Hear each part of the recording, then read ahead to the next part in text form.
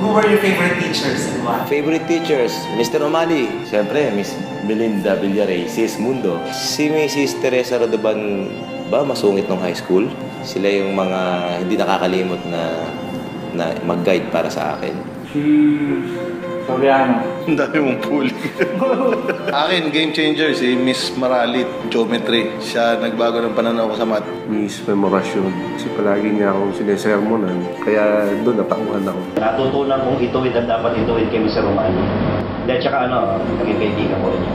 Miss Eva Molina Aguilar. I consider her as a role model for a mother. And she always calls us anak. Di ba? I would say si Mr. Ferrer. Ang dami-dami niyang kinukwento about mga lessons in life na talagang I would say ang dami ko natutunan. Si Miss Berdan kasi napakabuti niya talagang magturo at saka magbigay ng mga golden words. Ika nga nila. Amelia Berdan. That's another great teacher of mine.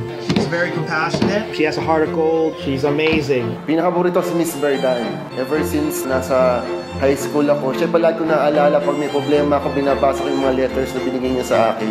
Grade 4 was very memorable sa akin dahil nakapag-excel ako academics, scouting and arts, and I'd credit Miss Avila for that one. So, favorite teacher ko si Miss Avila.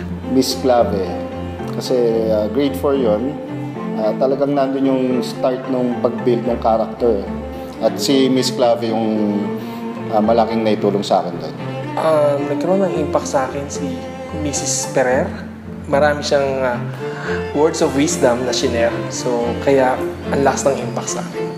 I think each and every one of all our teachers, all our advisors, helped mold us to be the way we are today. They just gave us confidence nung mga panahon na yun.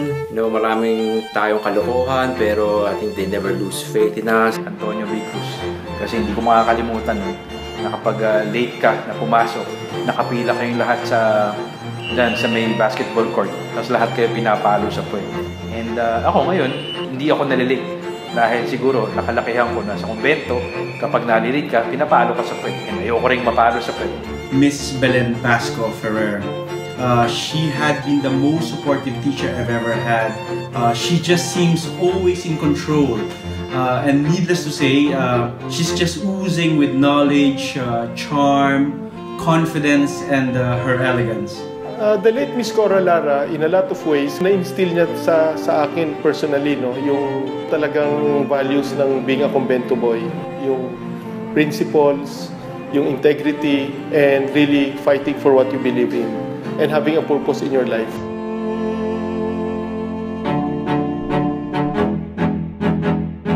To all our former elementary and high school teachers, thank you very much. You have been a big part of what we are now. You have contributed in our well-being.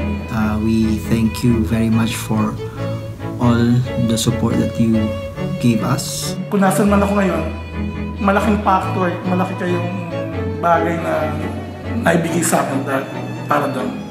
I'm really glad that I had the opportunity to become their student, and right now what I've become, definitely I owe it to them, and I was able to fight all the struggles after high school. I see them always in our hearts. They were the foundation of what we are now.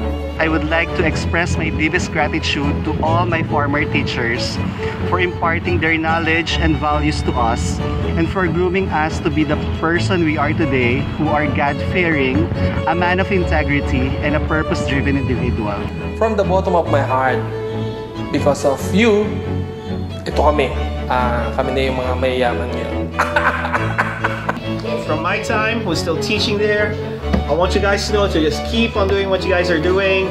At sana, bigyan pa kayo ng mas mahabang buhay para mas marami pa kayong bata at mga estudyanteng mabigyan ng mga opportunities, mapaliwanagan ng mga kaisipan nila, pag kung ano man ang gusto na tahakin in the future. We always look back sa mga teachers. Kahit ngayon, after 25 years, hindi ko namin nalilimutan ang lahat ng mga natutunan namin sa inyo. Maraming salamat po for responding to your call and purpose in life. Thank you so much. Napakarami ninyong naituro. Wala ako sa kung saan man ako nandun ngayon. only dahil sa mga aral na ibinigay niyo sa akin. Salamat, and we are proud to be a Convento boy. It is, let's say, may forever pala. Gusto ko magpasalamat sa inyo for teaching us the values of a true Convento boy. Nagpapasalamat ako sa aking mga teacher. I really thank them and I love them. Love them all. Salute all of our teachers. Salamat sobra. Maraming salamat sa inyo lahat. I love you all. Pak. We love you. Salamat. Thankful. Salamat. Maraming salamat po. I wish you all the best. Thank you, sir. Thank you, ma'am. Thank you very much again. And God bless.